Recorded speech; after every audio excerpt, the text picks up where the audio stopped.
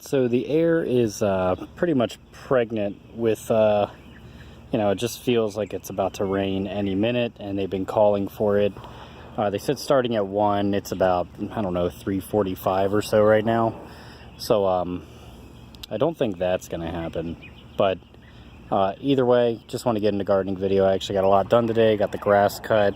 You can see some straw back there. Got the garden slightly mulched. Got some help from my son.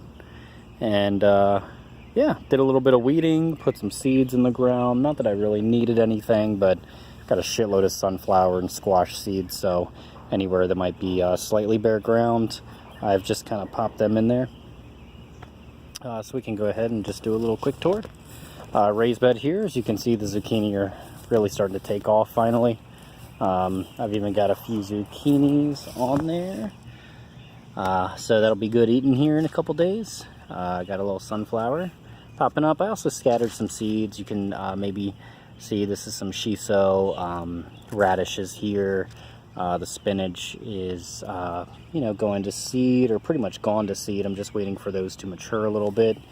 And, here on the Galilee spinach, pretty sad looking plant all in all. But you can see the little spurs here. So if I can manage to save some seed, I'm going to make sure to plant that over the winter, because I think this was advertised as slow to bolt, and it is quite the opposite. It bolted immediately. Here once was cabbages. They were just riddled with the bugs, and with all the heat and humidity, I don't believe they'll bolt. I believe they're biennial, so they would need to go through a winter in order to go to seed. But I didn't foresee getting any cabbages out of that, and if they did, they would have been really holey, and I didn't measure them very well, so the space they were taking up was ridiculous. I went ahead and scattered some parsley, some marigold, put some nasturtiums down, and I had a little bit of dill seed, threw that down. So just a little something to fill out the bed, so it's just not a blank space. But the cabbages, pretty much all my brassicas, have become a little bit of an eyesore here lately. Corn Guild, couldn't have asked for more. This is doing precisely what I wanted to. You can see Escarole down there finally getting shaded out a little bit. The romaine it's bolting, but we've still been eating it. It's not bitter at all. It still tastes fine. Then again, I drink black coffee, so it's not bitter to me. It might be bitter to others. And I did notice that these beans are really good. They've had some holes in them, but the new growth isn't eaten up so bad. I think that maybe when the rain stops and things dry out a little bit, the bug activity might go down, but they don't seem to be dying. And then the squash, definitely fighting for the sun now. So as those stalks come up and thin out, I expect that squash to sprawl out a little bit. My lettuces here will go to seed.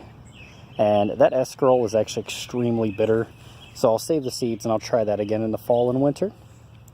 Anyway, went to the garden store today, got some hyssop, so I'll try that out. Here on the edge of the bed was just kind of empty. I think I put some sunflowers down, and something ate them. Only ate these particular ones. And then I have some nasturtium here, and my purple basil, of course. Tomatoes doing what tomatoes do. Just got to keep feeding them through these shitty little $4 cages.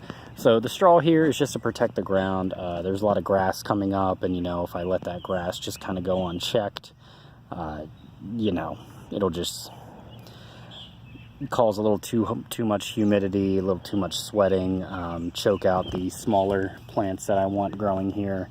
So I also put some ash down from my charcoal grill, just because I don't like the idea of throwing it in the trash. I know that there's a lot of nutrients, and it is, I don't use the briquettes. I just use straight hardwood charcoal. So, got a few tomatoes.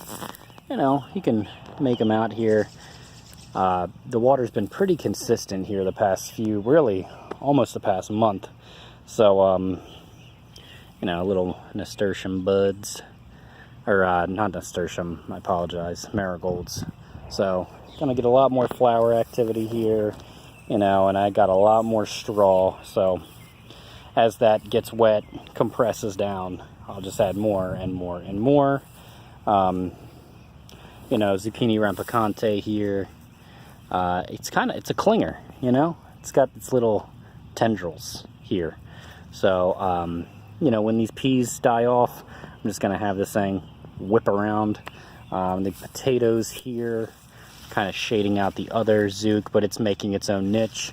Pulled a few peas off these Wando pea plants. They are quite tasty, but you know, they're just, I mean, for God's sakes, it's June and I'm barely getting peas now. So, was it worth it? Maybe not, but I'll put that up to user error. Oops, onion just attacked me.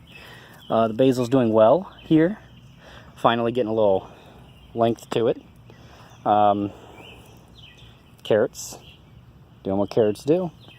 So I got a few sunflower volunteers. I'm just gonna let them go. Oops, don't want that guy. Yeah, once again, kale. Guys, if you live in a warm climate, just don't even try to grow kale in the spring. Overwinter it, let it do its thing.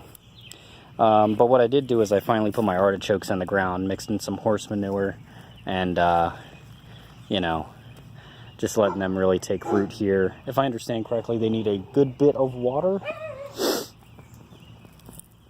Yeah, and then I got some other volunteers. I got some amaranth that popped up there.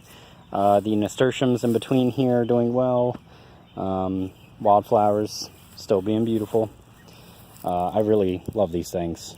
I mean, I don't know how many permaculture. I'm sure someone, you know, online is gonna go on about how there's some invasive species in the mix and they're not native to my area and blah blah blah. But they make the pollinators super happy, and it's just a color show all year. So it's really awesome. And then not much has really changed back here. I did some weed eating yesterday, so you know, it looks a little bit cleaner, but for the most part, it's still beans, beets, corn, sloppy potatoes.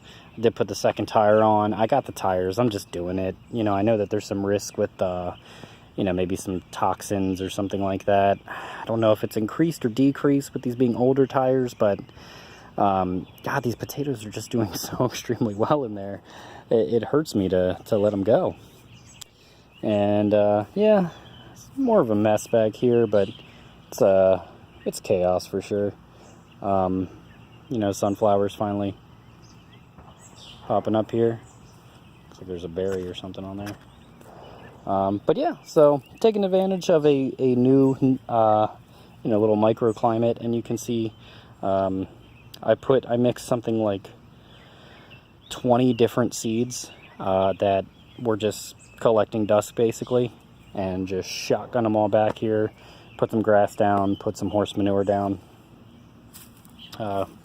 volunteer squash. So everything is more or less the same here than it has been for the couple weeks, but you know, really the garden is just little and often, keep doing some stuff.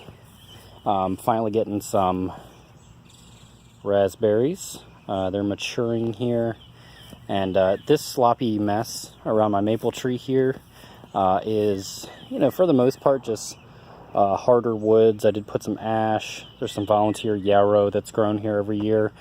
And then where these dirt patches are here, and you can kind of make it out there, is actually ginger.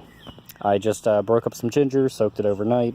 Got about 5 different, you know, I think they're called fingers. And I understand they do well in the shade. So I've grown it once before.